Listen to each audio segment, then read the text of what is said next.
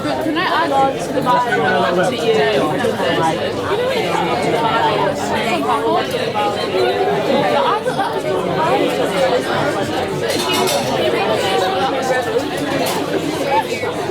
Whatever, secret.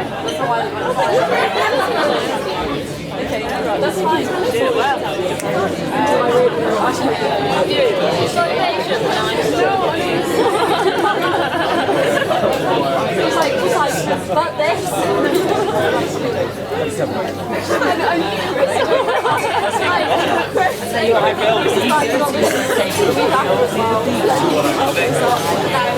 Hannah's sitting there, Josh.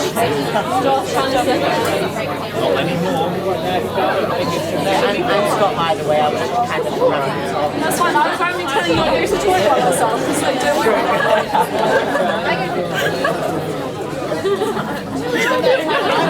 I told Josh you were sat there.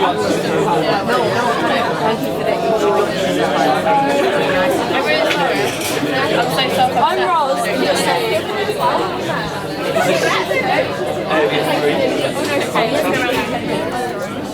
I'm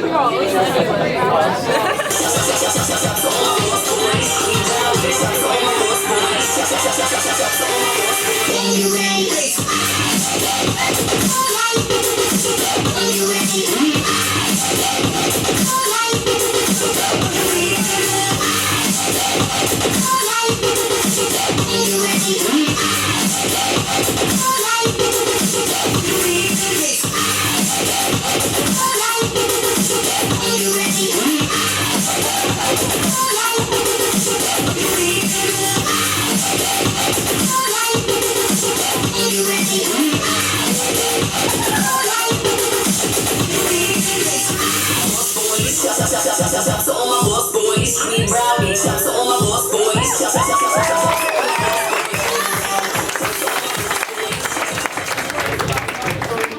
go a little bit crazy. Hope you enjoyed that. But welcome. Don't say we don't try. Welcome to Uncover. This is our last night. Nobody's sad. Well, thank you again for coming. Like I said, this is our last night, but this isn't your last opportunity to uncover who Jesus is and why he's relevant to our lives. So next week we'll be having a weekly course where you can uncover who Jesus is, but we'll tell you a bit more about that later.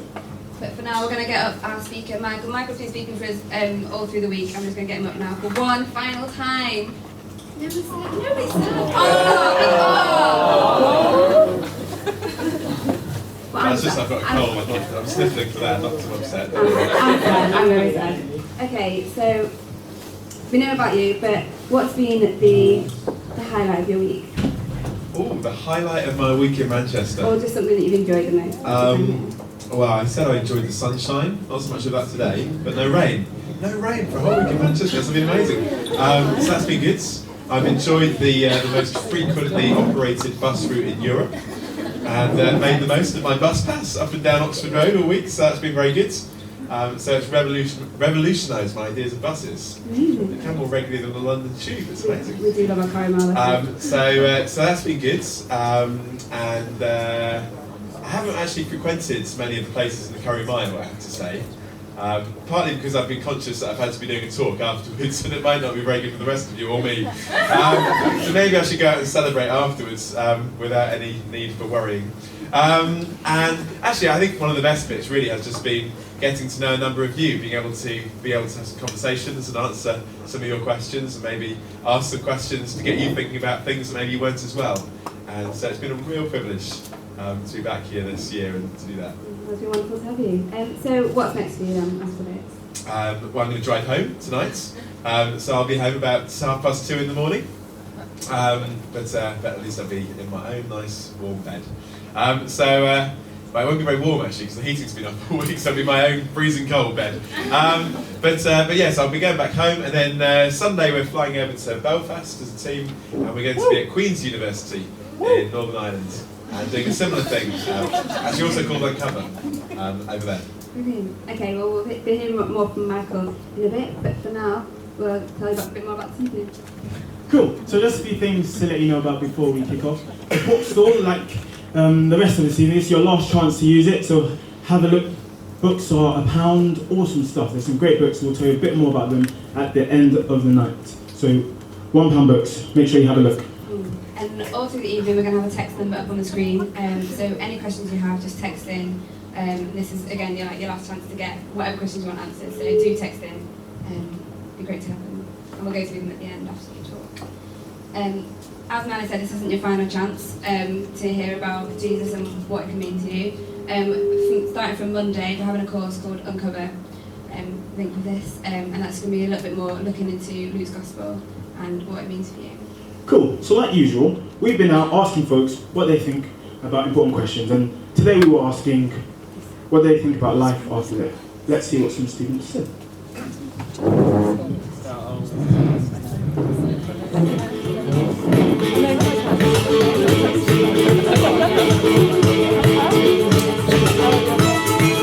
When you die, that's the question. That is a big question. I like to think that your spirit lives on. Nothing. Nothing. You don't know how it works. I don't really know. It's sort of like something I haven't really decided on yet. I'm still sort of putting so many times, so I'm really not sure. I don't think a lot happens, but I don't think I could possibly know the answer to that question. I don't think I'd be able to. But I'd say I don't really know. I don't know what happens when you die. No, I don't. First, it's going to be dark, and then if there is a God, then you'll go through some steps. But if there isn't any God, it's just dark. You just don't feel anything. It's just the way it was before you were born. Pretty close to being atheist at the same time, but you never really know. Even if you don't go reincarnated into another body, your spirit lives inside.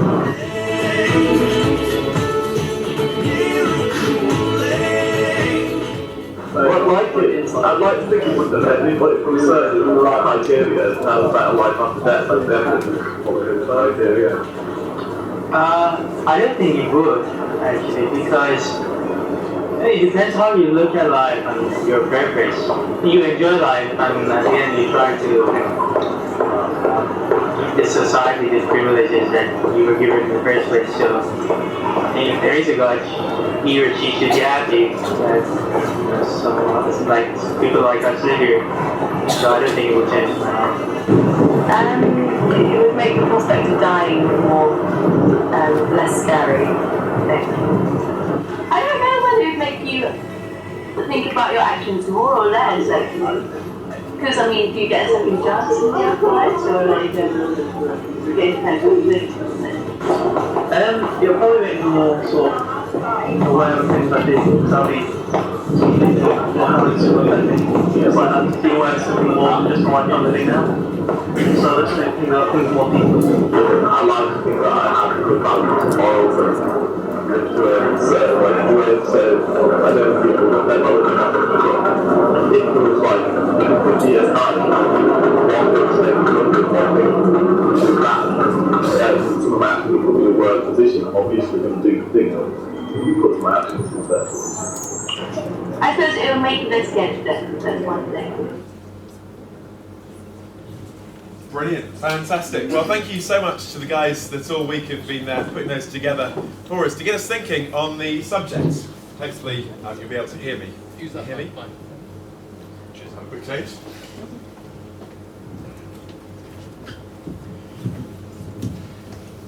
We'll start again. So thanks so much to the guys that put those videos together and helping us to think about some of these issues as the week's gone on. And as with all the other nights, there's going to be a question number on the corner of the screen in a moment. And so feel free to text in at any point during the talk to the number that's going to be up there. And we're going to have a time for those questions at the end. And again, can I just say, it's been a real privilege to be here this week. And I've really appreciated being able to engage with a number of you with the questions that you've had. So we're going to look at this big question tonight. Is there life after life? You know, people used to say that we don't talk about sex, but well, that's changed. There's no longer a taboo about talking about sex in public. But there is still, I would suggest, and even more so, a taboo about talking about death. It's not normally a topic of conversation, is it? It's in a popular kind of dinner party or something. It's like, have you thought about your death lately? It's not going to kind of make the conversation go too well. And people might joke about it. So Woody Allen jokes about death. He said this. He said, I'm not scared of dying. I just don't want to be there when it happens. And so people joke about it, they laugh about it, they invent other kind of phrases to refer to it rather than to use the D word. But we don't really often think about it that much. And maybe one of the reasons behind that is that for all of our technological advancements, one of the things that we don't yet have an answer to, don't still have an answer to, is death. And yet 1 out of 1 people in the world will die. The statistics have remained the same. They haven't changed.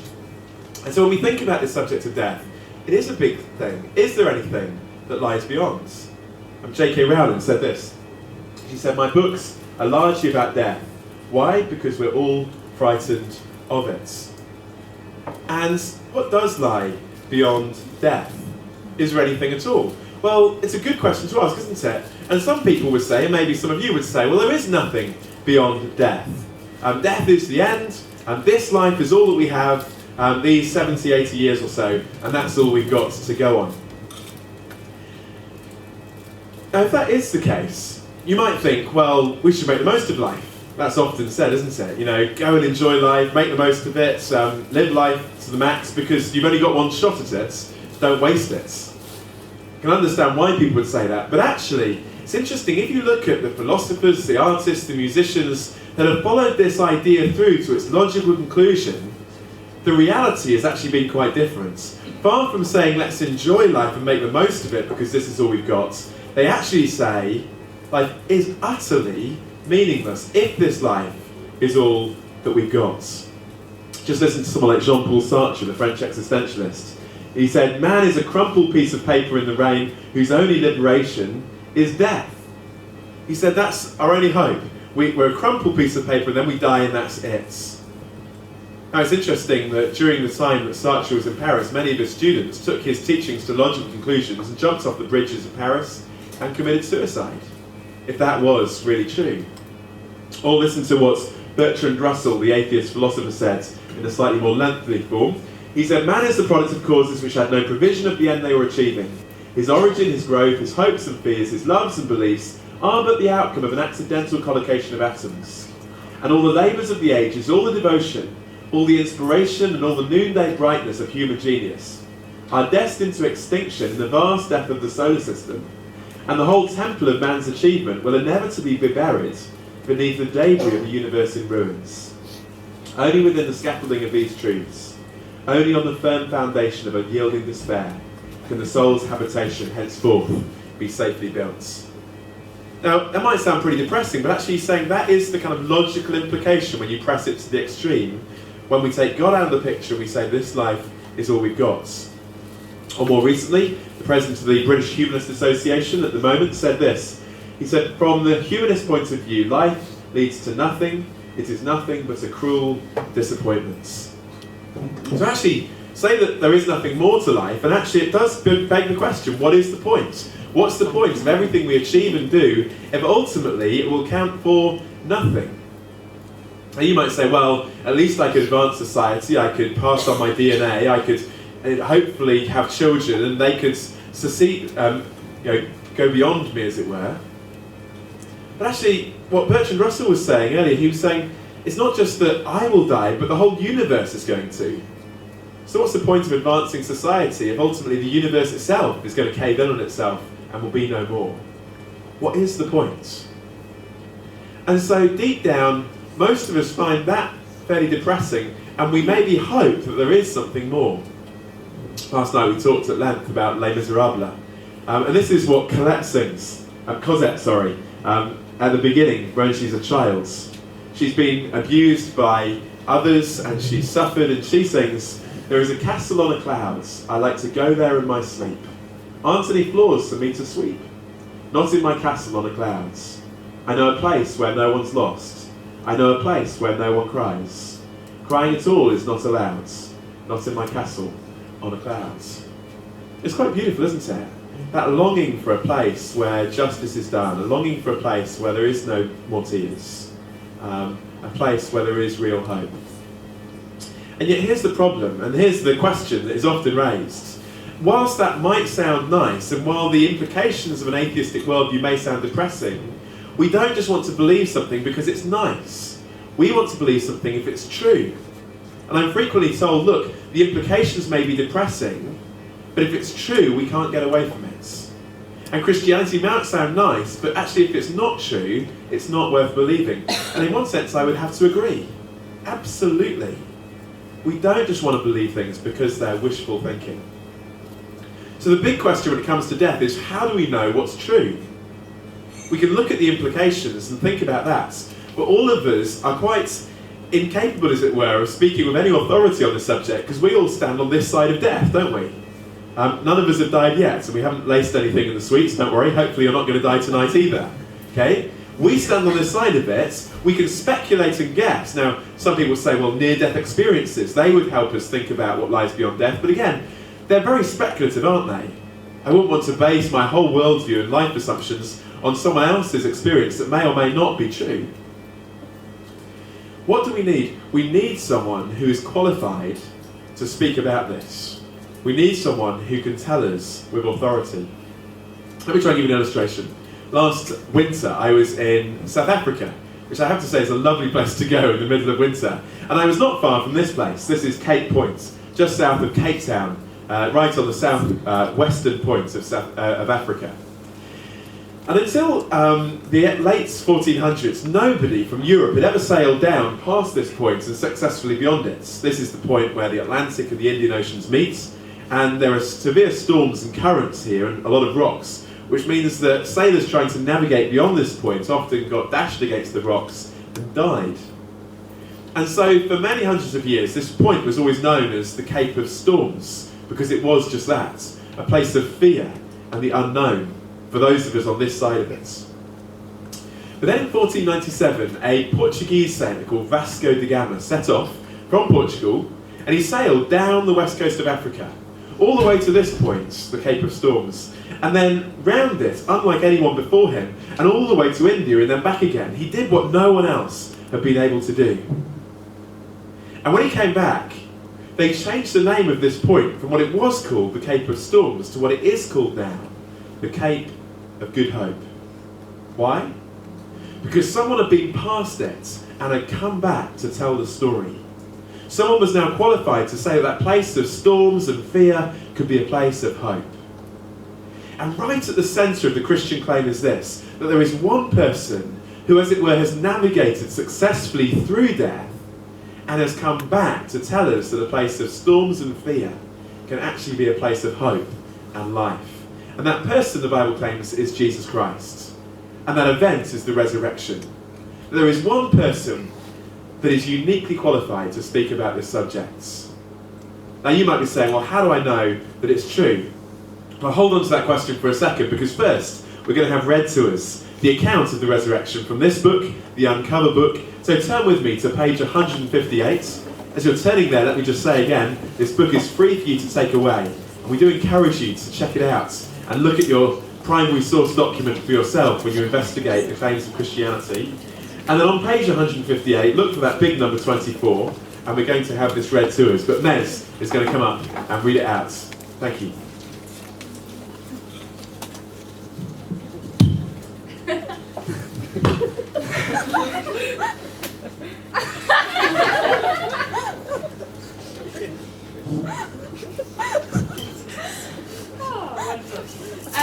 Great. Jesus has risen. On the first day of the week, very early in the morning, the women took the spices they had prepared and went to the tomb. They found the stone rolled away from the tomb, but when they entered, they did not find the body of the Lord Jesus. While they were wondering about this, suddenly two men in clothes that gleamed like lightning stood beside them. In their fright, the women bowed down with their faces to the ground. But the men said to them, "Why do you look for the living among the dead? He is not here, he is risen. Remember how he has told you while he was living with you in Galilee. The Son of Man must be delivered over to the hands of the sinners, be crucified, and on the third day be raised again." Then they remembered his words. When they came back from the tomb, they told all these things to the 11 and to all the others. It was Mary Magdalene, Joanna, Mary the mother of James, and the others who with them who told this to the apostles. But they did not believe the women, because their words seemed to be like nonsense. Peter, however, got up and ran to the tomb. Bending over, he saw strips of linen lying by themselves, and he went away, wondering to himself what had happened. If you'd like to turn over to 161.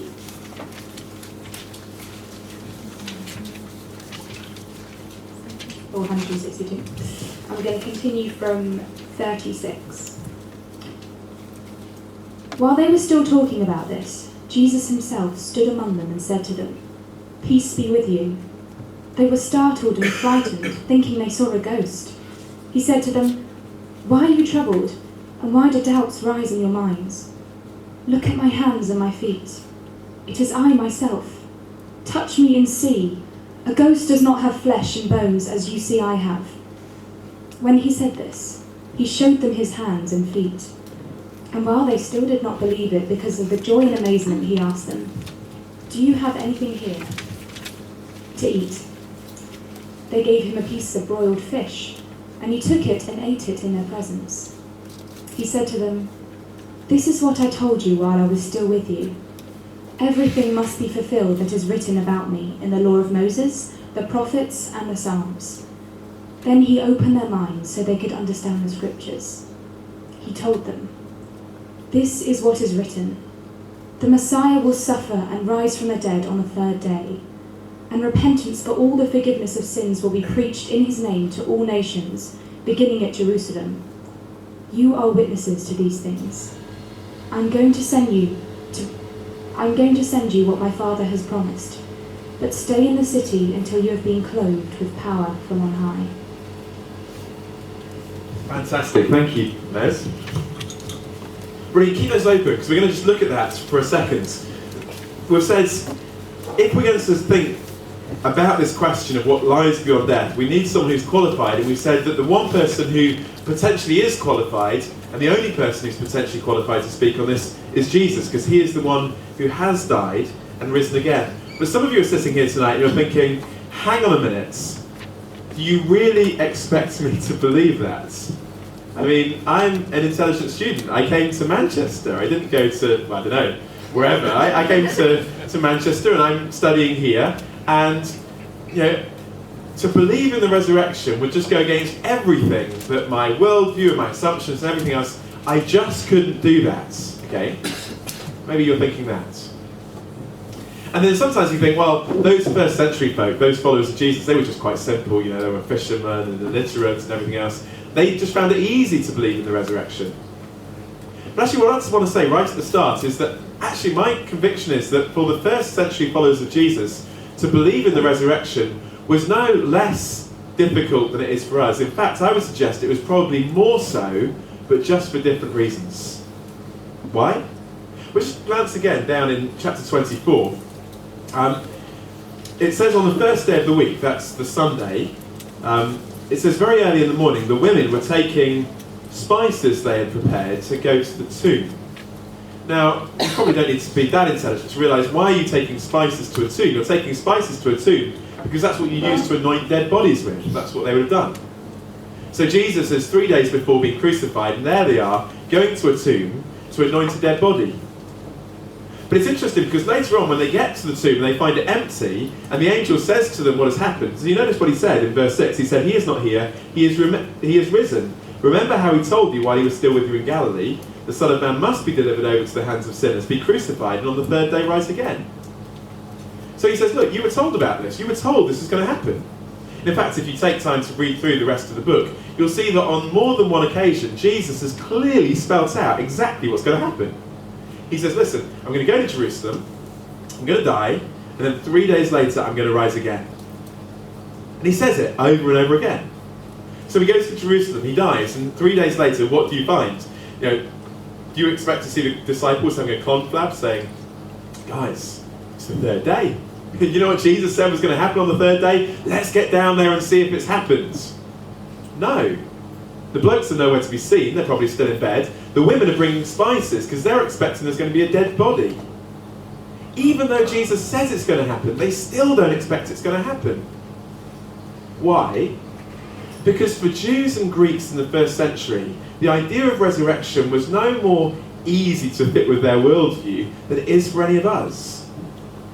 But just for different reasons. For a Jew to believe that God had turned up on planet Earth as a human being, died on a Roman cross at the hands of their hated enemies, and then risen from the dead 3 days later, was totally against all of their expectations of what they thought was likely or possible. See, why did the disciples believe in the resurrection? Not because they found it easy and it neatly fitted, but because they were convinced it was true. And some of you have come tonight and you're saying, look, I can't even begin to look at this idea of the resurrection because it just doesn't fit. I'm saying, of course it doesn't fit if your worldview is naturalistic. But of course, any good scientist or any good person doing research is willing to change their presuppositions if the evidence leads in a different direction. So I would say, even though this doesn't fit with your prior worldview, if it's a naturalistic one, let's have a look at the evidence together and see whether actually we need to change our assumptions in line with the evidence. Well, I hear you say, what is the evidence for the resurrection? There isn't any. Well, actually, there's a great deal of evidence for the resurrection. And what surprises a lot of people is that even amongst the historians that deny the historical resurrection of Jesus as the conclusion, there is general agreement about the things that actually happened in regard to this claim. And I just want to look at 5 pieces of evidence that even non-Christian historians often agree on when it comes to this claim of the resurrection. Okay? Let's go through it. The first is this. Jesus died. That's the claim that's made both in the New Testament and also by other historians as well, that Jesus was crucified under the reign of Pontius Pilate and that he was dead. The Romans were very good at crucifying people. They did it all the time and they were very successful at it. And in fact, there was only one occasion ever in the first century of anyone surviving crucifixion. And that was actually a friend of Josephus. He found 3 of his friends being crucified, he appealed to the governor, who had them taken off the crosses, and despite the best medical care, 2 of them still died, and the other one took years to recuperate. Crucifixion was horrific, it was barbaric, and it was successful. People were killed. And so everyone accepts that Jesus died. It's there. The second thing we know is that Jesus was buried. Each of the gospel accounts tell us that it was in the tomb of a man called Joseph of Arimathea. He was a part of the ruling council that actually condemned Jesus to death as a whole. And so it would be a very interesting detail to make up if it were not in fact true. And there is no competing explanation of what happened to the body immediately after death. And most people agree that this is what happened, that Jesus died and was buried. And the third piece of evidence is this, that 3 days after the crucifixion of Jesus, the tomb that Jesus' body was laid in was found to be empty. Now again, there's some fascinating things to observe in regard to this as well. The first thing is that the first witnesses, as we've just read, of that event were women. Now you might not see that as particularly interesting, but actually in the first century, the people who would not have been regarded as reliable witnesses in the court of law were in fact women. Now, that's not because of the influence of Christianity didn't have any yet, that was just the Roman system. And so, if women were not regarded to be reliable witnesses in the court of law, and you were making up a story about an event that never happened, and you were trying to fabricate the story and make it sound believable, why on earth would you pick women who were not even regarded as reliable in your court of law? It just doesn't make sense, does it? Now, I was once speaking on this at an event, and someone said, well, that just goes to show, that it didn't happen. I said, what? Because they were women. And he was saying, oh, hang on. I was saying, of course we know that a woman's testimony is just as reliable potentially as a man's, but they didn't think that. That's the important thing in that culture. So why would you make that up? The other thing that's worth thinking is, if the tomb was not empty, how on earth did Christianity spread in the very place where the tomb and the body would have still been? When they started preaching the empty tomb, it would be very easy to stop this whole Christian movement in its tracks. The tomb must have been empty. And there's also some fascinating archaeological evidence on this as well. And that inscription was discovered in Nazareth that dates from just a few years after this event. There is an imperial decree saying that the punishment for grave robbers is death. Now, I don't know whether you fancy robbing a grave anyway, but that seems a bit of a severe punishment for most historians at the time. It wouldn't normally have been the case. And so it sounds like this rumour of the empty tomb has got out, and they're trying to, as it were, bolt the door after the horses, or close the door after the horses bolted, because this news of the empty tomb of Jesus is so well circulated. So that's the third thing, the tomb was empty. How on earth did it spread if it wasn't? But here's the fourth piece of evidence. There were many people who were willing to claim that they had seen Jesus alive after his death, for a set period of time only, after the resurrection. Now some people say, well, of course these were hallucinations, weren't they? And it's possible that people hallucinate about a loved one after their death. But actually there are many reasons why this wouldn't be hallucination. Hallucinations normally take place with certain personality types. They normally continue for a particularly long period of time. They normally happen in certain places or at certain times of day. But we see with the resurrection appearances, they're happening to all sorts of different people, of very different personality types. They happen to groups of people all at once. They happen at different times of day. They happen frequently for a set period of time, and then just a few weeks after they stop all of a sudden with no recurrence. Nowhere near what we would think about if you were expecting hallucinations. And the other fascinating thing is this, that almost every single one of these early Christians faced severe persecution, and many of them death, for this claim that Jesus had risen from the dead and was therefore, in their belief, Lord and not Caesar. And it was because they believed that Jesus was risen from the dead, they were willing to do that. Which begs the question, if Jesus had not risen from the dead and they hadn't seen him, why on earth did they keep this story going all the way to their graves? So that's the fourth piece of evidence, and here's the fifth piece of evidence, the growth of the church in the first century. Social historians will show you that Christianity exploded massively, not in the 4th century when Constantine came to power and Christianized the Roman Empire, but in the 1st century, when all of the Roman authorities and the Jewish authorities were putting all of their efforts into trying to suppress and stop the movement of Christianity. Christianity didn't grow with political power, it grew in the face of political opposition. on the basis of the claim of the resurrection. And not 100 years later, when all of the evidence was long gone, but in the weeks and months after these events had taken place, when all of the evidence and all of the eyewitnesses were still there, alive, and available to speak to. And the question is, why on earth did Christianity start, and how on earth did it grow, if it was based on such a blatant fabrication, and so much was in its face, as it were, trying to stop it? So there's 5 pieces of evidences. Jesus died, he was buried, the tomb was empty, people saw Jesus risen from the dead, and Christianity grew in the first century based on this claim. And the big question is, what are we going to make of that evidence? What conclusion are we going to come to? And what one historian said is what we have is a resurrection-sized hole in the middle of history that only the resurrection reasonably fits. But when you actually start to look at the evidence, that is the reasonable explanation that makes sense of it. Now, if you're not going to go for the resurrection, you've still got the problem of the evidence, so you've got to come up with an alternative explanation. And over the years, over the centuries, actually only a few explanations have ever been put forwards. Because actually there are only a few possible ones. And so let's just look at some of them, actually all of the reasonable ones, and one maybe not so reasonable, that people have put forward. Let's look at the first one. Some people say, well, maybe Jesus didn't die. Okay, he passed out on the cross, he was put in a tomb, it was nice and cool, he came round, he went out of the tomb, he talked to his disciples, and they just thought that he was risen from the dead. Okay? And it's true that in some cultures people might think people are dead and then they resuscitate. I was in Africa, that was actually happening to someone. They were about to bury them and they thought they were dead and they realised they were still alive. Okay, but did that happen to Jesus? Well, first of all, we've already said that the Romans were good at killing people. They had vested interest in doing their job well, because if they didn't, they would die instead of, the soldiers would die instead of the person that should have died. And also we have medical proof of death. There's a record that as Jesus had been crucified, to check that he was dead, they thrust a spear into his side, and blood and what appeared to be water, actually we would call it a serum, flowed from his side, which would have meant nothing particularly to the people at the time recording the detail, but more recently we would know that would be medical proof that death had actually occurred. Jesus was dead. Now let's pretend even that hadn't happened, that somehow Jesus is still alive. Now you've got to say that Jesus is taken off this cross and passed through lots of loving hands that would have looked for any sign of life, most probably. And then he's wrapped in all of these burial cloths, pounds and pounds of these burial cloths, and placed in this tomb. And then a stone that weighs a considerable amount is placed in the entrance, and a Roman guard is put to make sure that no one goes in and no one comes out.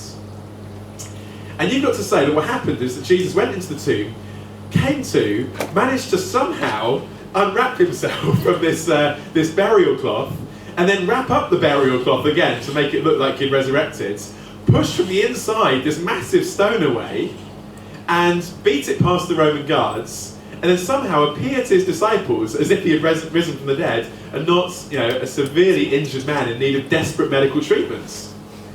And I'd say that stretches the basis of credibility somewhat, doesn't it?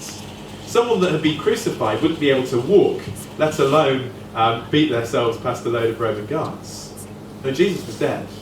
I think the evidence strongly points towards that. Okay, what about a second one? Maybe they went to the wrong tomb. That could be an option, couldn't it? People say, well, the witnesses, what were they? They were women, and so they're not very good at directions. No, I wouldn't say that, of course, would I? But that's what people might say. Or maybe they were using their iPhone and they were using Apple Maps, and it had like Jesus' tomb put in the wrong place, a bit like Old Trafford's, okay? And so they just went to the wrong tomb. Okay, let's say that they did go to the wrong tomb, okay? Although it's very interesting, if you've ever buried someone you love, I don't think you'll forget very quickly where you buried them. But let's say they did go to the wrong tomb. And we suggest that they all went to the wrong tomb, including the male disciples who came along later on to check out the evidence too. And then just imagine what happens, there's Peter standing up on the day of Pentecost saying, Jesus is risen from the dead. The tomb is empty. Now, it would have been so easy to squash the whole Christian movement, wouldn't it? What would you have to do? You'd just say, no, Peter, that's not Jesus' tomb, that's Auntie Joan's tomb. Her body was taken out weeks ago. Jesus' tomb is down the road, you numpty. I mean, the whole thing would have just been the laughing stock of Jerusalem. That wouldn't have got very far. So that just doesn't really work, does it? Okay, let's look at a third one. Maybe the body was moved. Well, I guess you've got to ask the question, moved by who? Maybe moved by grave robbers, you might say. Well, why on earth would grave robbers rob a tomb that was so heavily guarded, get inside and leave the only thing of value, the spices and the burial clothes, and steal a dead body? I mean, what do they want to do with that? It's not going to be much good, is it? Okay, so who else is going to move it? Well, maybe the Jewish or the Roman authorities would move it, maybe for safekeeping. Well, let's say they did. And then the disciples mistook the empty tomb for the resurrection. What would have happened when the disciples started preaching the resurrection? You know what's going to happen next, don't you? Here's the body, guys. Shut up. The whole thing's a hoax. The whole thing would have got off the ground. So the most likely and probable explanation, you might think, would be the disciples moved the body. They think the resurrection is going to happen, so they go and get the body and they stick it in their attic and they go out and they pretend that the resurrection has happened. We've already said that the disciples were not expecting the resurrection, even though Jesus said it was going to happen. And there's also the problem of the Roman guards, because they were saying maybe the disciples will come and do that, so that they've had to sort that out. But the even bigger problem is this. Imagine somehow the disciples had got the body and it was in their attic, rotting away, whilst they went around the Roman world preaching this message of resurrection. What do you think would have happened when instead of being welcomed and loved by the authorities, they started to get beaten and imprisoned and persecuted? Do you not think that one of them would have spoken up? See, of course it is true, isn't it, that people might die for things that are not true. But people don't die for things that they clearly know are not true. And if the disciples had the body, they would have known it wasn't true. And yet none of them spoke up. But normally when the pressure is on, people do speak up when their interests are at stake. Then the disciples moved it. Well, what else could you say?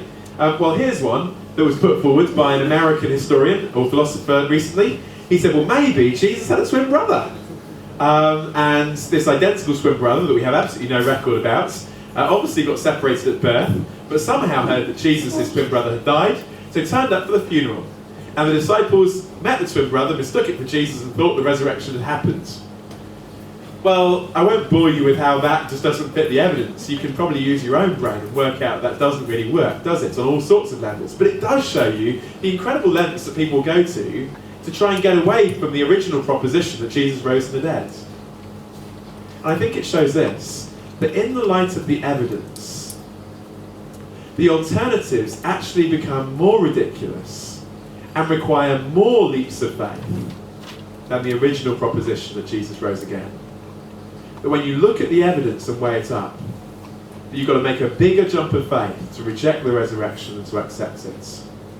Of course it may fly in the face of your assumptions and your worldview, but actually if the evidence points strongly towards it, which it does, then maybe we need to change our assumptions and say, actually, it seems that God has worked quite clearly in history. And then there have been many people who've been willing to do that, to look into the evidence and have changed their assumptions. There was a lawyer who looked into the evidence of the resurrection, seeking to disprove it, wrote a book that actually ended up being quite different to his expectations, because once he looked at the evidence, he changed his conclusion. He said it must have happened. The evidence was so overwhelming. But what about this guy? You know this guy? So Lionel Luckhoo? Anyone heard of him? No. Anyone heard of this guy? Lionel Hutz. Yeah? From The Simpsons. Now, it's quite funny. Lionel Hutz on the left is actually based on the real-life character of Lionel Luckhoo on the right. Lionel Luckhoo is in the Guinness Book of Records as the world's most successful lawyer. He's never lost a case. Lionel Hutz is the world's least successful lawyer. He's never won a case. Slight irony going on there in The Simpsons. But the real-life Sir Lionel Luckhoo said this about the resurrection of Jesus Christ.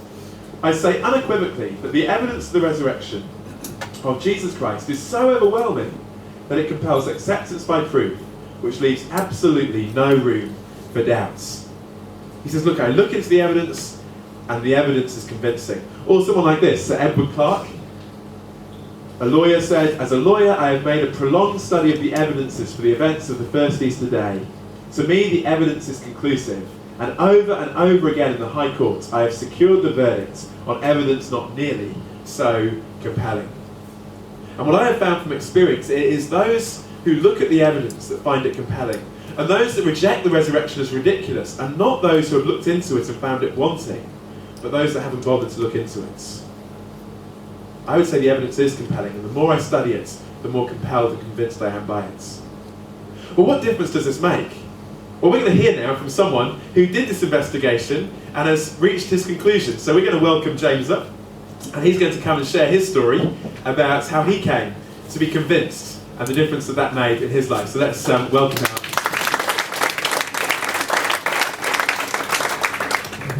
Hello. As you know, I'm James, he's just the name. I'm a mechanical engineer, I'm in my second year, and I'm 21.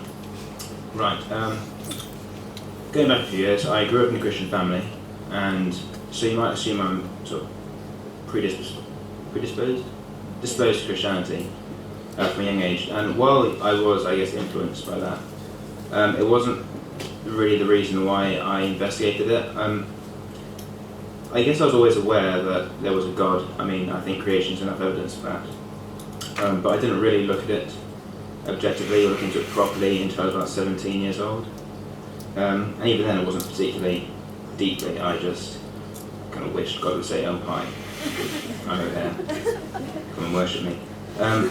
So I guess it was a little bit frustrating with that, whether that was my own fault. But I came to university last year, and it was really a time of deciding if I was going to look into it more deeply or just go on my merry way and live my own life. So despite knowing mechanics, like I said, it was Jesus died for me, and it was a gift, and all I had to do was accept it. I didn't want to. I figured it was like a hook, and once I was in, I couldn't get out, but that's not really the case. Anyway, I spoke to a Christian friend of mine who pointed me in the direction of a few good books, which, while helped, I investigated the evidence that he's just spoken about. It proved to me that Jesus was who he said he was, and at that point it was a case of reading the Bible, reading through one of the Gospels, which again backed up exactly what I already knew. He was who he said he was, but didn't want to believe. And it was that. I knew it was right, but I didn't want it to be right. I didn't want to sort of give myself over to it. Anyway, I spent about 2 weeks in a state of turmoil, knowing either I had to do it or I had to completely walk away from it, because I couldn't keep going down the middle road of thinking about it but not doing anything. So at the end of that 2 weeks, I prayed a very simple prayer. I trusted in Jesus, and I was surprised how easy it was. It's just accepting what he's offering, and it's amazing. Life hasn't been easy since then, but it's been much better because I know that I've got eternal life, and I'm just really looking forward to it. And that is how I became a Christian 1 year ago today. So enjoy. Fantastic. Thank you so much, James. And as with everyone else this week that shared their story, do chat to him later and find out more about that. So the resurrection, I want to say, is true. Not true just because I want it to be true, but true because the evidence says that it's true. You can investigate it. But you might be saying, well, what difference does that really make for us? And what difference does that make to me if the resurrection is true? So before we finish, before we have the questions, I just wanted to take just a few moments to say, what are the implications of this for us and for life if it is true? And I would say the implications are huge. Let me give you 4. Firstly, if the resurrection is true, the future is certain. The future is certain. I mentioned at lunchtime this verse from the New Testament, and it comes from a Christian preacher called the Apostle Paul, who was speaking in the city of Athens just a few years after this event of the resurrection had taken place. And he was speaking to a group of philosophers and intellectuals. He finished his talk by saying this. He said, God has... Oh, sorry, it's not on the screen. I'll just read it to you. God has set a day when he will judge the world with justice by the man he's appointed. And he's given proof of it to everyone by raising him from the dead. He said there is going to be a day in the future when God is going to bring about justice, and the judge is going to be the same one that rose from the dead, Jesus Christ. But because of the resurrection, all of history is moving forwards towards a moment where each one of us will stand before Jesus as judge. That's a very sobering implication, first of all. And if that is true, therefore, isn't it worth thinking about it for ourselves now, rather than later? I'll give you an illustration. I was driving a few years ago to a meeting in Suffolk from my home in Bournemouth, and I was driving up the A14 through Suffolk, a big dual carriageway, And I was trying hard to observe the speed limit. So as it was a dual carriageway, I assumed it was 70 miles an hour. So I was doing 69.5 miles an hour on this dual carriageway. And I went underneath a bridge, round the corner, and to the side of the road I saw a policeman standing there with one of those speed guns pointing it at my car, which happened to be the only car on the road on that Sunday afternoon. And I looked at the policeman, I looked at my speedo, and I thought to myself, I'm fine. I'll just keep on going. And it was only the second time I glanced up and I noticed to the side of the policeman a big red circle with the number 50 written in the middle of it, that I realised that actually I was in trouble. But of course by this point I'm now past the police car and a few hundred yards down the road. And I look in my rearview mirror to see the policeman hastily getting into the car, turning on the blue flashing lights and pulling out into the road behind me. Now, bearing in mind that I was going to speak in a church just a couple of hours later, I hesitate to tell you the first thing that came to my mind, but I have to be honest, and it was this. If you floor it, you can beat him. And I'm thinking, where on earth did that come from? But I did. I thought, he's a good deal far behind the road. I can pull off at the next junction. I'll make it round a few country lanes. He'll never catch up with me. Then I thought, don't be stupid, Moxie. The guy's already got your registration plates. He's going to catch up with you sooner or later, and it'd be better to pull over now and face up to the consequences than later. Don't be so stupid. Now, it's a silly illustration, perhaps, but maybe some of us have a sneaking suspicion that maybe this is true. Well, wouldn't it be the most stupid thing of all to then just suppress all of that and say, I'm just going to ignore it for the rest of my life, if possibly this had a chance of being true?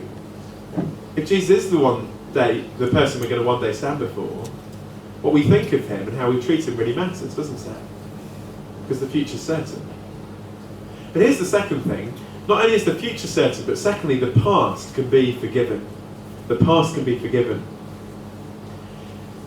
When the women get to the tomb and they discover that the tomb is empty and the body is gone, one of the things that the angels tell the women to do is to go and tell the other disciples, the male disciples who are in bed or wherever, that the resurrection has taken place, that Jesus is alive.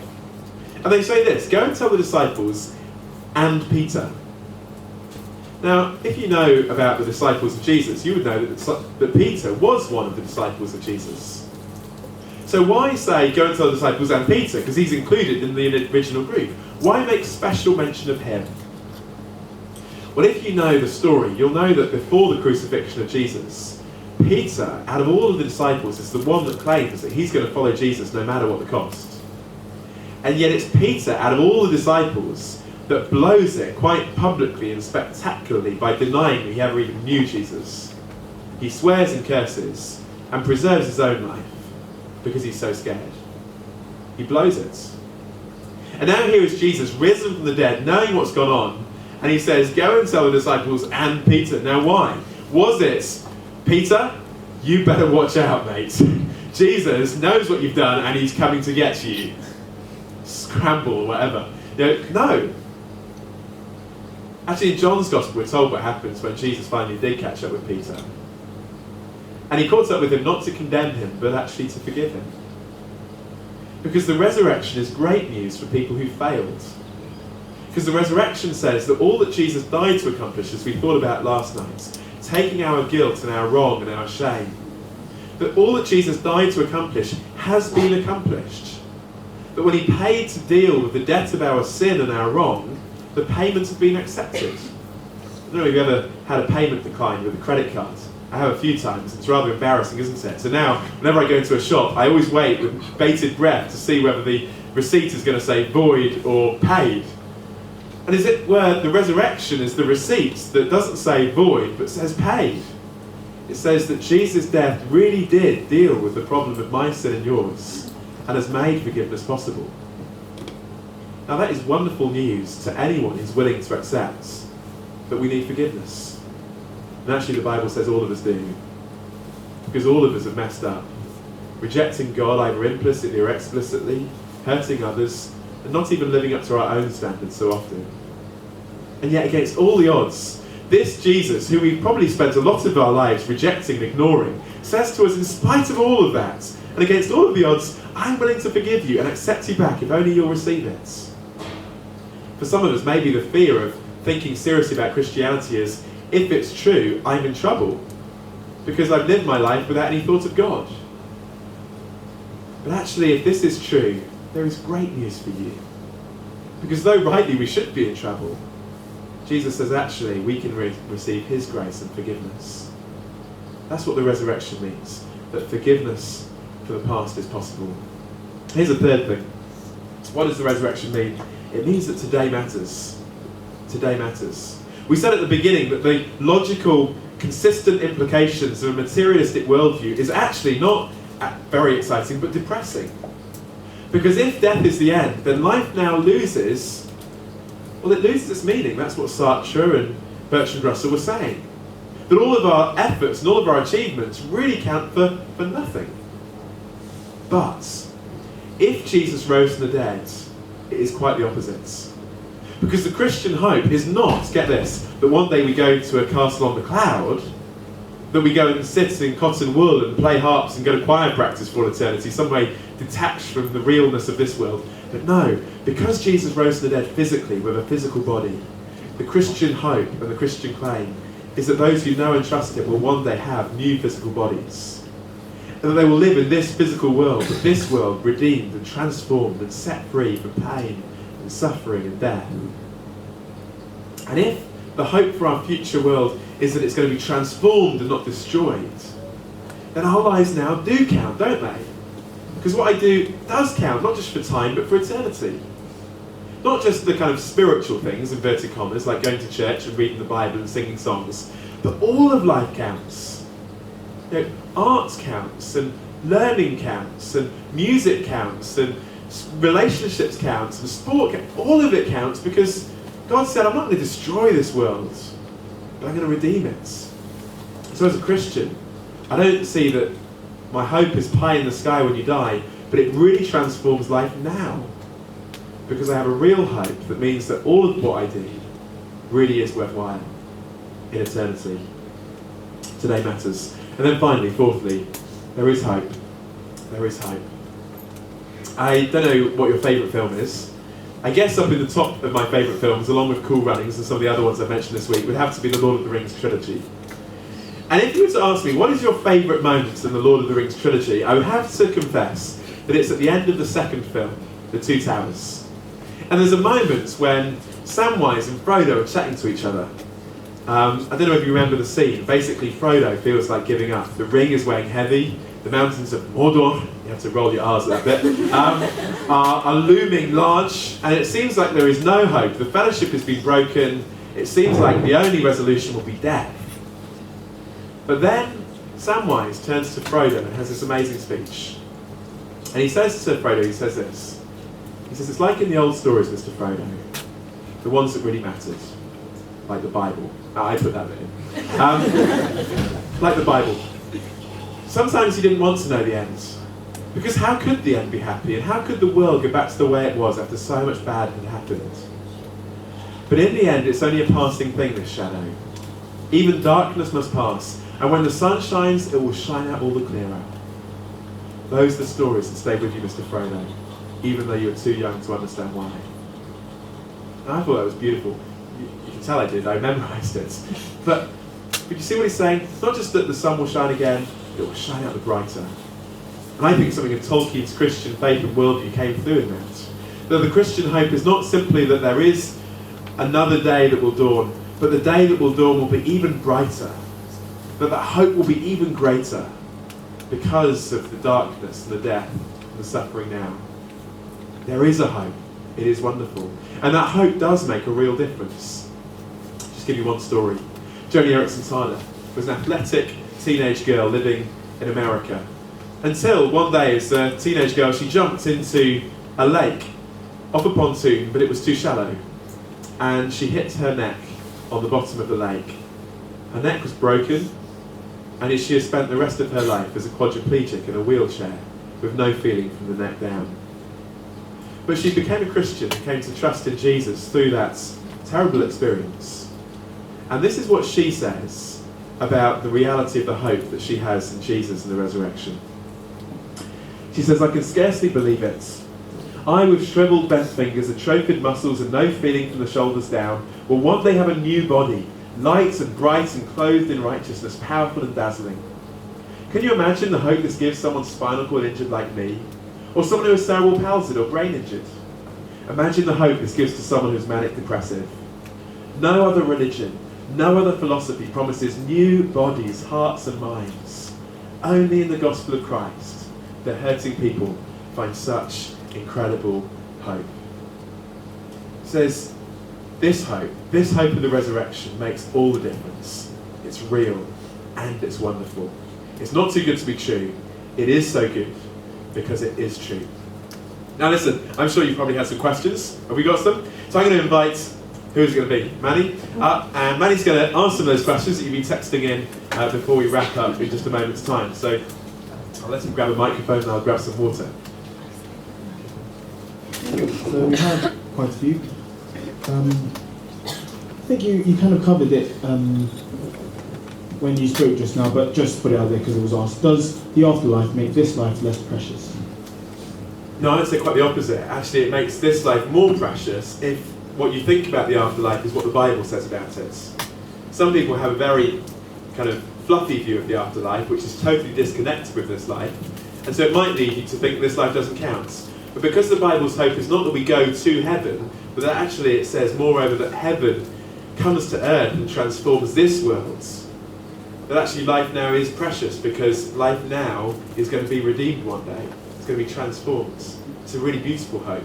So it's saying that actually life now is not just a kind of audition that I have to pass so that one day I can go to the real deal, but life now in a sense is the rehearsal. That actually the life that God loves is physical life with bodies and relationships and trees and mountains and ski. Yes, that's good. And that's the world and that's the life that God's going to redeem one day. This next question, I guess, captures a bit of the tension James was having before he became a Christian. If the evidence for Christianity is so clear, why are so many people not Christians? Why don't they do it? Yeah, really good question. Let me give you two possible answers. Firstly, because some people haven't checked out the evidence. Okay? And I fully accept that if you don't look into the evidence and you just look at it statistically or medically, you'd say, of course the resurrection is ridiculous. You know, we can't repeat it today. But actually, when you start to look at the evidence, it is far more compelling than you may think it is. And lots of people haven't. And actually, I would suggest that some of the most well-known atheists through history haven't, or at least didn't write about it.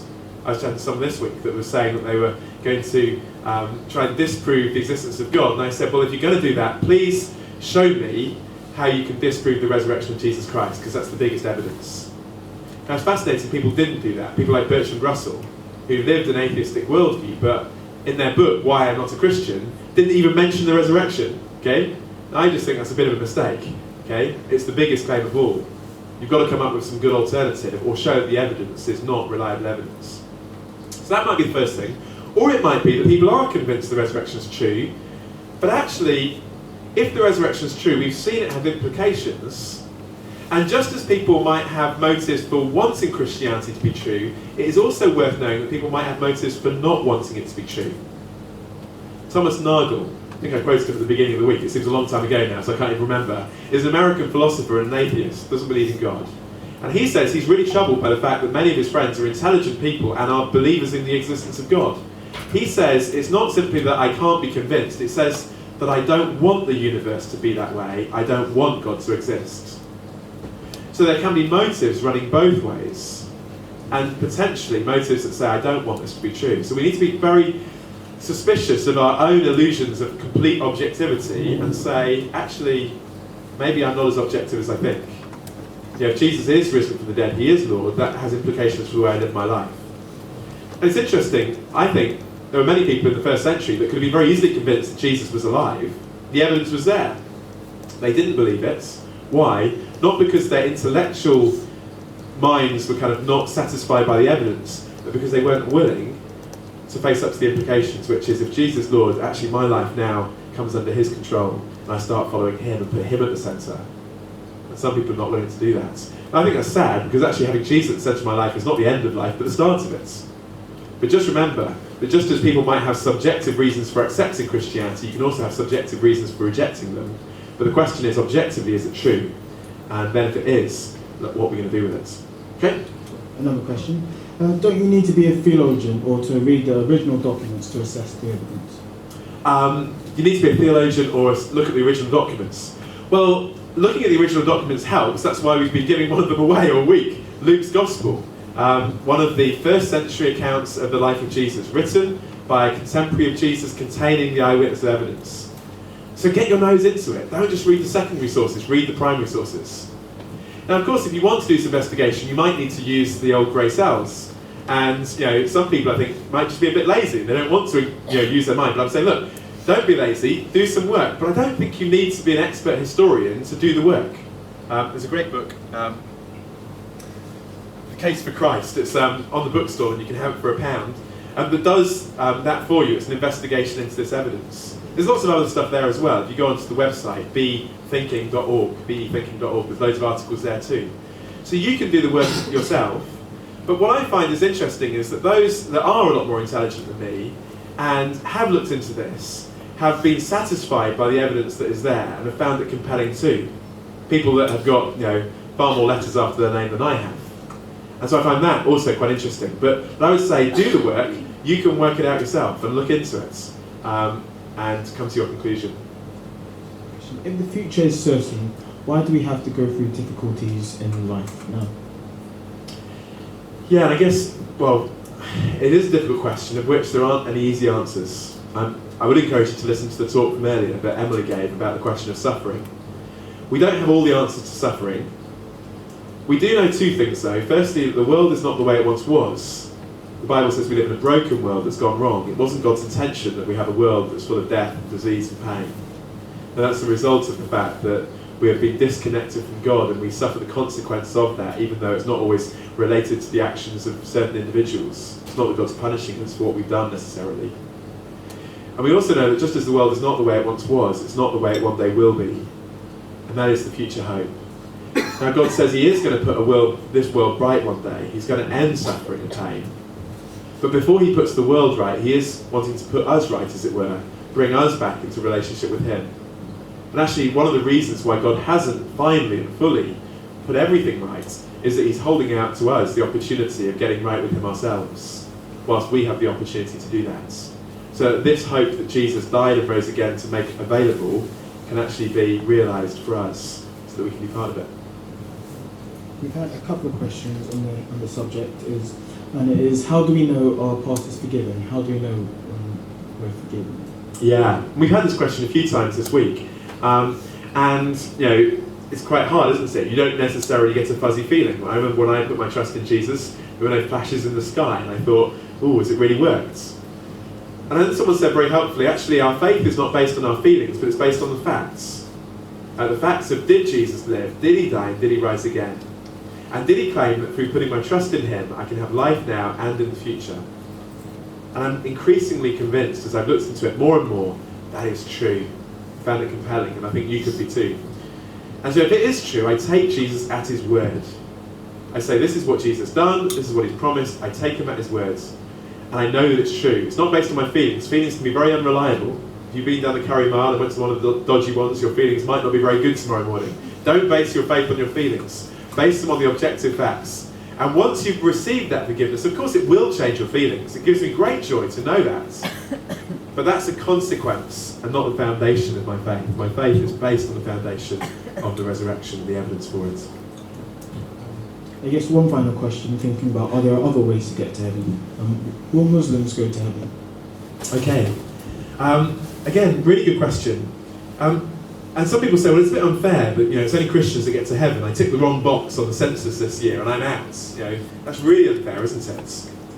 And the Bible says that the reason why someone goes to heaven is not because they were baptised, confirmed, and have been to church. And the reason why someone would miss out on heaven is not because they happened to be born in a different country or went to a mosque or decided to call themselves a Muslim. The Bible says that what cuts us out of relationship with God now and in eternity is our sin, our wrong, not our religious faith. It's our sin. And the Bible says that that sin is serious because it does separate us from God. It's like a cloud that means that although God is there, our experience of Him is distant. We can't know Him for ourselves. And there is consequences to that sin as well, the Bible says, now and more seriously in the future. Now, what can we do about that? Many religions say, well, the way to deal with our sin is to make up for it, to try and be good, to try and observe rules or whatever, but that still doesn't get rid of the stuff that's there in the past. And no matter how hard I try, it won't make me into the person I really should be.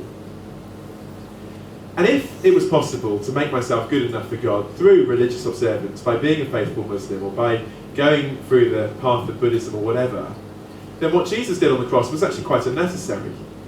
He didn't need to die on the cross because he would say, actually, you have the capability yourself of getting yourself to God.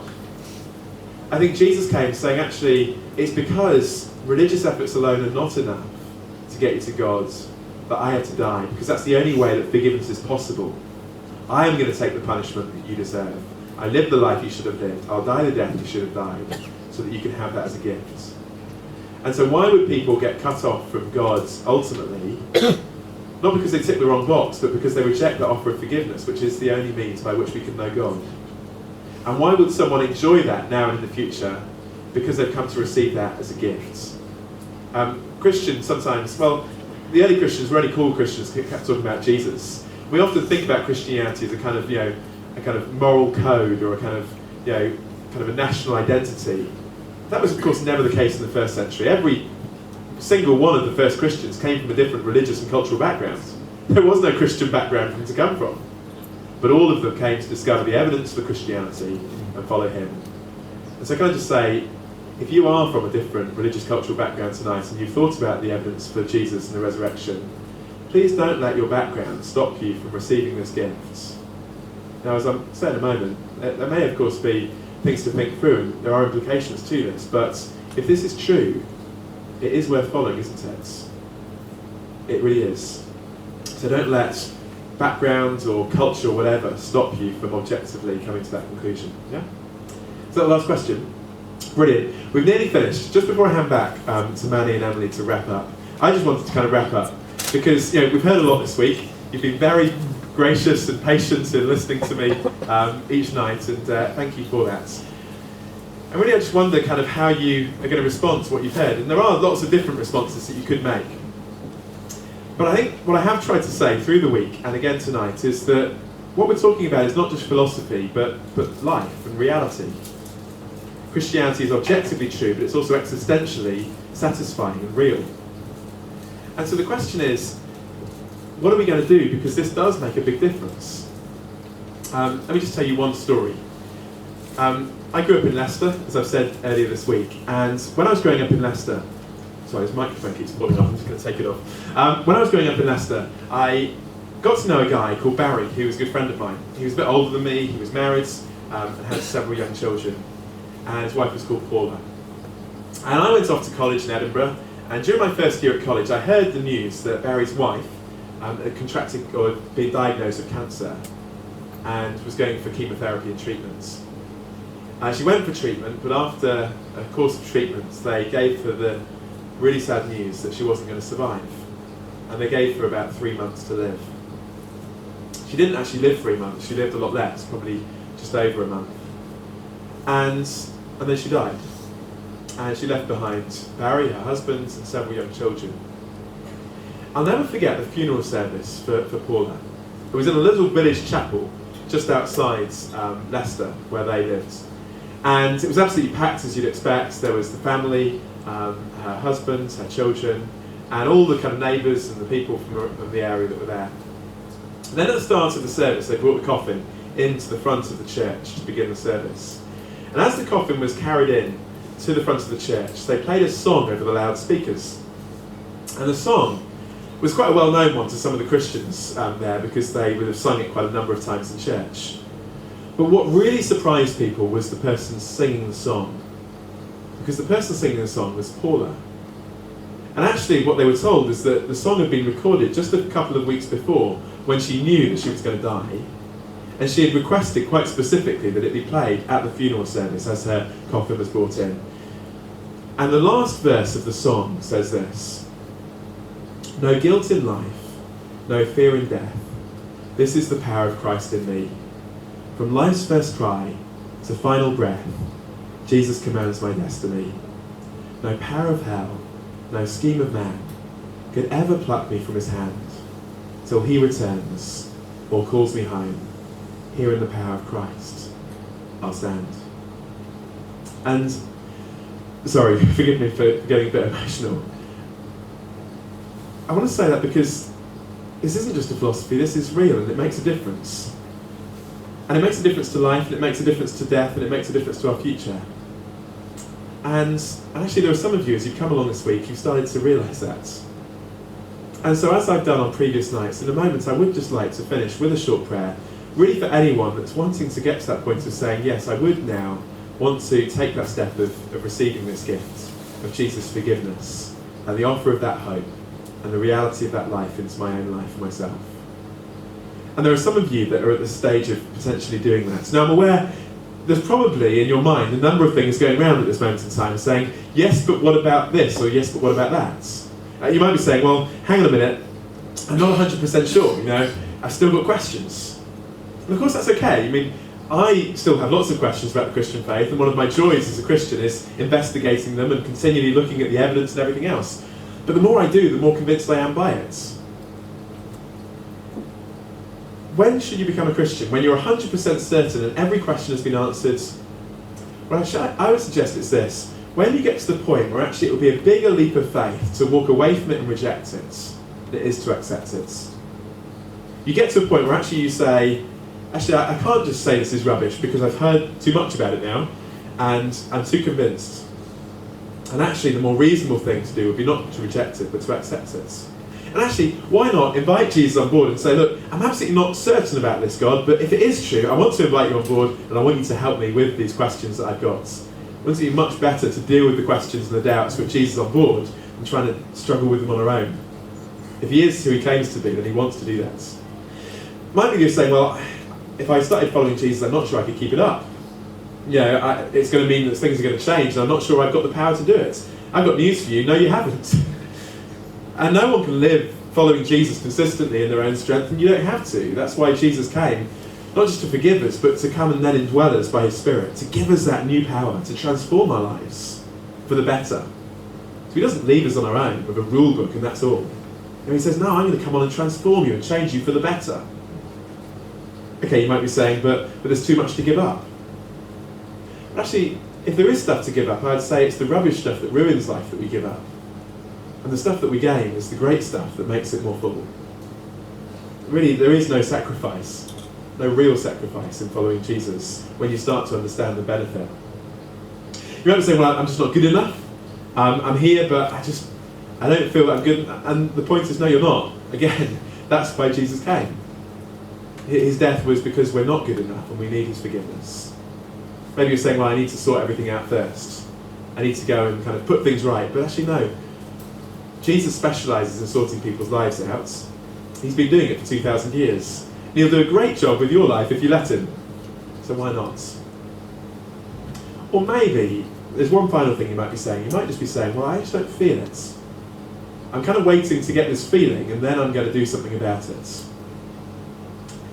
Imagine I was to get married. Now, I'm 31 years old, I'm not married yet, so for some people that is stretching the bounds of credibility maybe. But imagine I was to get married, and it's not that impossible, I do have a girlfriend.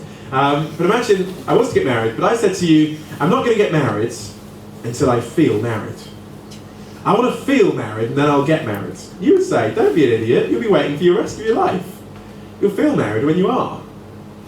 And a lot of people say, well, I want to feel what it's like to know Jesus and then I'll follow him. And I say, no, ask him with your will first to come on board into your life and to trust him, and the feelings will follow. But don't be led by your feelings. We've said that they're very unstable things to base your life on. Be led by the facts. This is true. It's worth following for yourself. Or maybe you're just saying, well, I can do it in the future. Well, you could. But the offer of Jesus to you is not just hope in the future, but it's also life to the full now. So why miss out on what you could have with Jesus now? Everyone that I've met that delayed that decision, when they finally made the decision, regretted the fact they delayed it. So they said, why was I such an idiot? So why not? Well, listen, I'm going to finish with a prayer. And if you're in that situation and saying, look, I think I now know enough, but I want to make that step, I'd love you just to join me, just where you're sitting, just silently in your heart, to echo this to God. If you're not ready to do that yet, maybe you've already done it, just listen, that's fine. But for those that are, then this I think would be really helpful. Let me pray.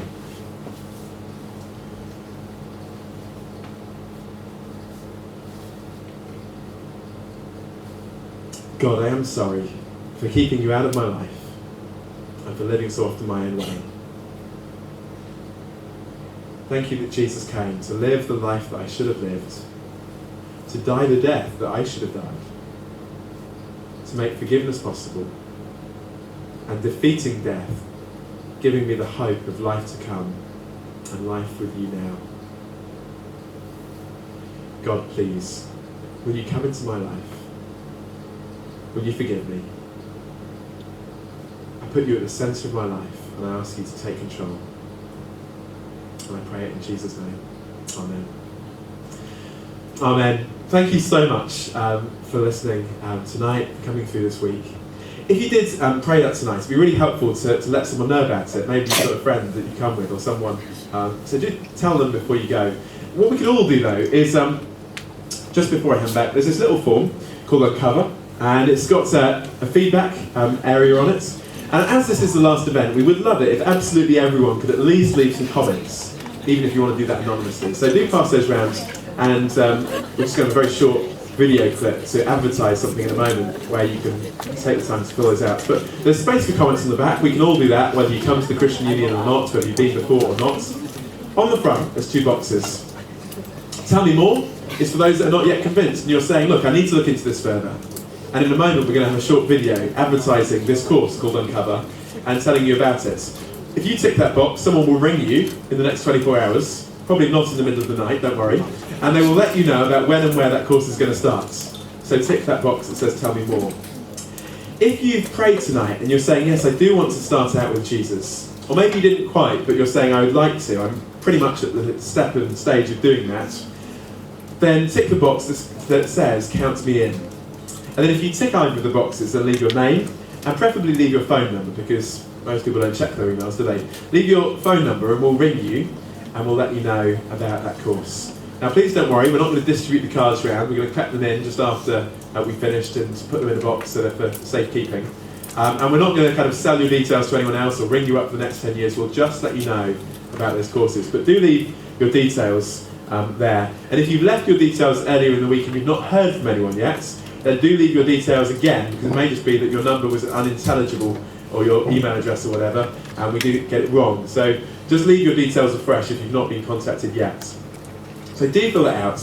And then the other thing to say is, right at the end, I'll have a number of these booklets as I have done through the week, and I'll be just cruising around with these booklets at the end called Yes, and I'd love to give one to you if you've said yes to Jesus tonight, and it will really help you. Just explains in a bit more detail, so before you go to bed tonight you can look through it and just have the opportunity to do that. So those booklets are absolutely free to anyone that would like one. I'll be going around at the end to take one off me. We'll watch a short video, and this is going to just introduce us to that Uncover course. It's going to start next week. The week of events is finishing, but the opportunities to investigate are only just beginning. So watch this, fill out the forms as you do so, and then it's over to Manny and Emily to wrap up.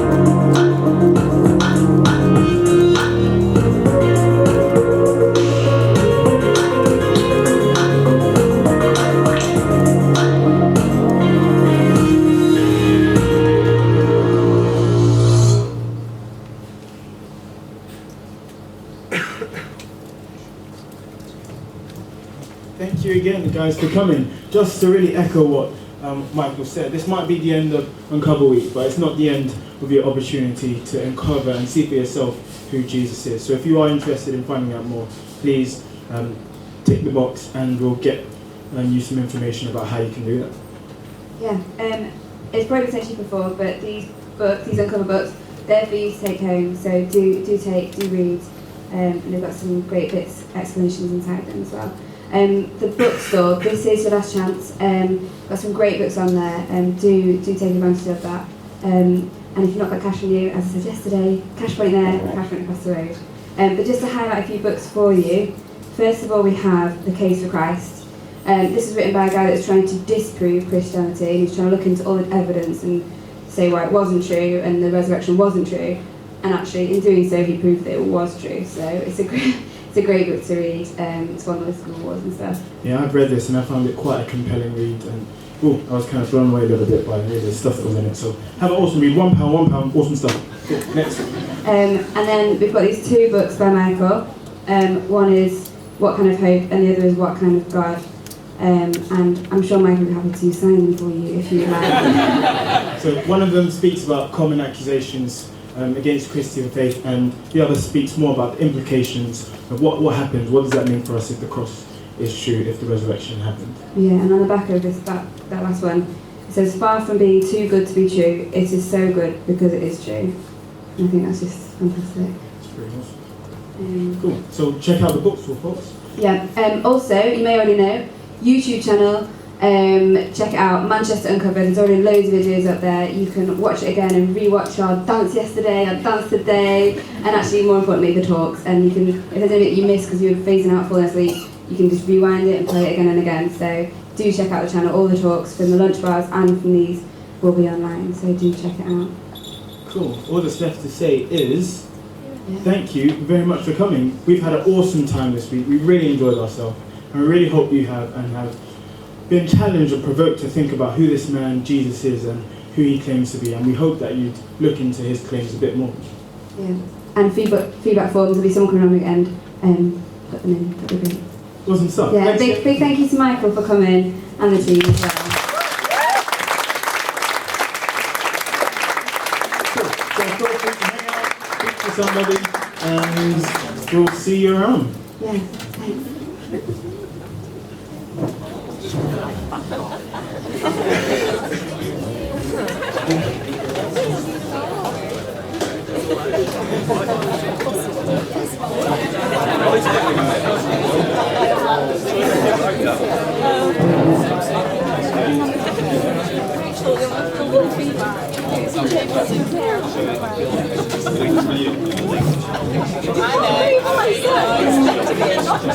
Hey guys, anyone to yes book us?